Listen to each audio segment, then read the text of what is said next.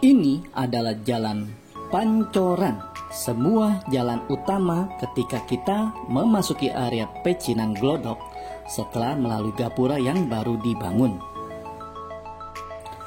Mengunjungi Pecinan Glodok untuk berwisata tidak lengkap tanpa mengunjungi Pasar Petak Sembilan. Petak Sembilan sendiri merupakan nama lain dari Jalan Kemenangan Raya, dengan ujungnya di Klenteng Cinteyen, sebuah jalan kecil yang bisa kita akses melalui Jalan Pancoran.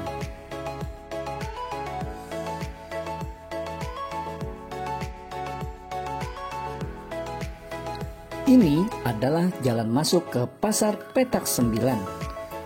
Sebelum masuk menjelajah, bantu subscribe channel Serangkai Tionghoa ini dulu ya.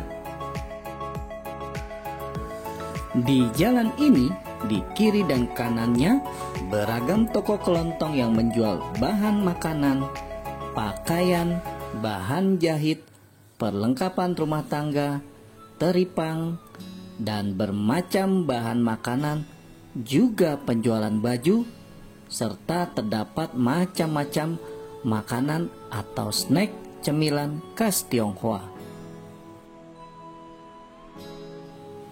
Inilah yang menjadikan Pasar Petak Sembilan unik dan berciri khas, berbeda dibandingkan dengan pasar-pasar di daerah lain.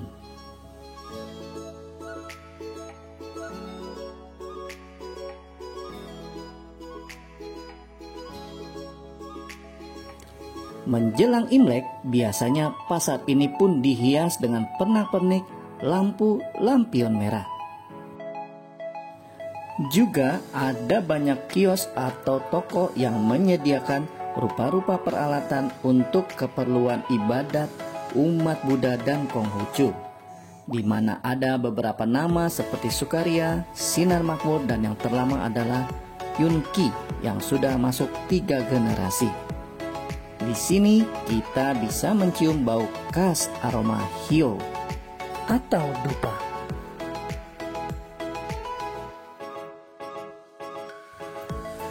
Ada juga toko kelontong Jaya Abadi atau Chiang Tiangsen, sebuah swalayan pertama di Jakarta. Terletak di Petak Sembilan Glodok, toko yang kini dikelola generasi keempat sejak berdiri pada tahun 1906 masih menempati lokasi yang sama. Saat mendekati momen Imlek, kawasan ini akan didominasi penuh oleh warna merah. Layaknya pasar umumnya, aneka macam sayuran dan buah pun terdapat di sini, termasuk juga ikan dan kodok. Ini adalah Gang Kodok karena pas di pertiganya terdapat beberapa penjual kodok menjajakan dagangannya. Dari sini kita bisa ke Tua Sebio melalui Gang Kalimati.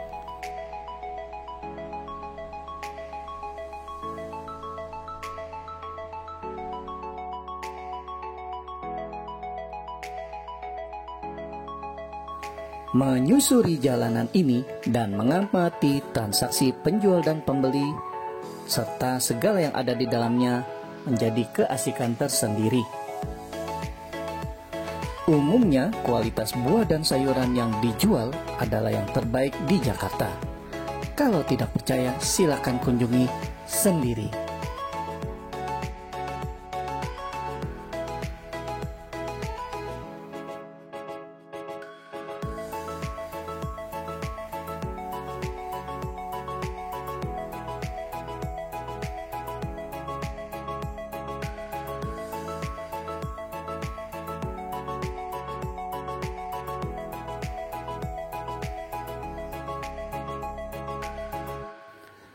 Ini adalah ex-toko Yunki, sebuah toko sembayang yang cukup dikenal pada masanya. Hingga saat ini, toko ini sudah dikelola 3 generasi dan sekarang areanya sudah berpindah ke samping Wihara Dharma Bakti. Tidak ada yang tahu pasti dari mana nama Petak Sembilan berasal. Warga sekitar pun mengakui tidak ada yang tahu pasti tentang awal mula kawasan ini disebut Petak Sembilan.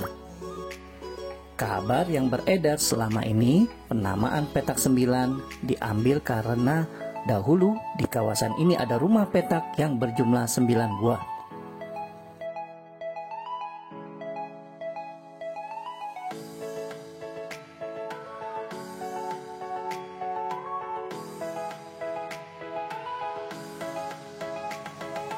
Ini adalah jalan kemenangan 2 yang jika kita teruskan akan menuju ke Toasedio.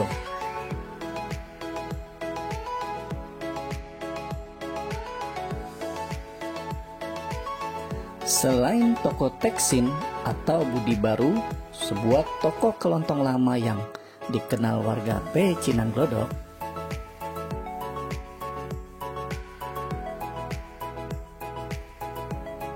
ada juga toko kue Faiki yang cukup terkenal dengan kue bulannya atau tong cupia.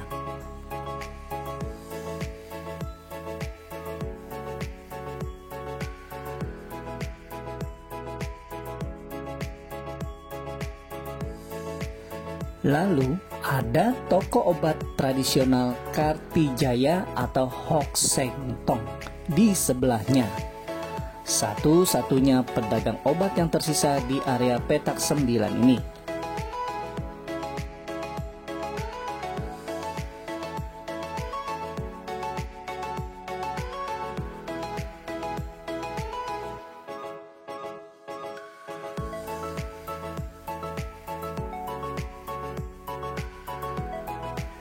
Pasar petak 9 ini menghubungkan antara Jalan Pancoran dengan Cinteyen atau Vihara Dharma Bakti yang berjarak lebih kurang 350 meter.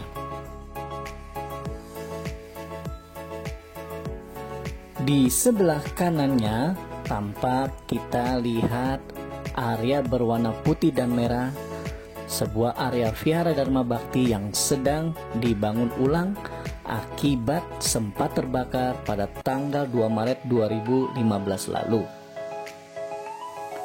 Sedangkan ini tepat di seberangnya adalah Jalan Kemurnian 1 yang dikenal dengan nama Gang Torong, yang jika kita terus melangkah akan menuju Jalan Gajah Mada seberang Linde Tevez.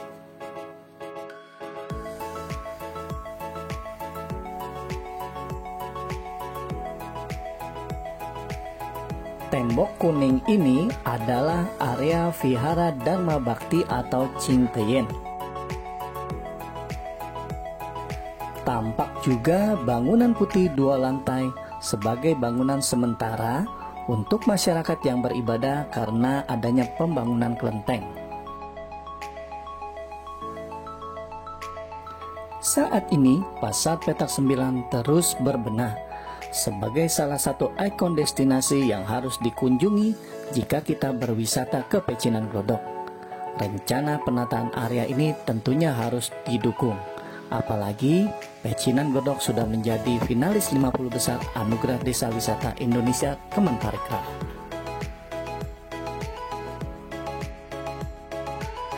Melalui diskusi mendalam antara pemerintah kota bersama pihak terkait, terutama para pedagang UKM di sekitar kawasan tersebut, penataan ini dilakukan supaya kawasan terlihat lebih rapi dan tertata, sehingga aktivitas pedagang dan pembeli pun dapat berjalan aman dan nyaman, sehingga cuan pun bertambah.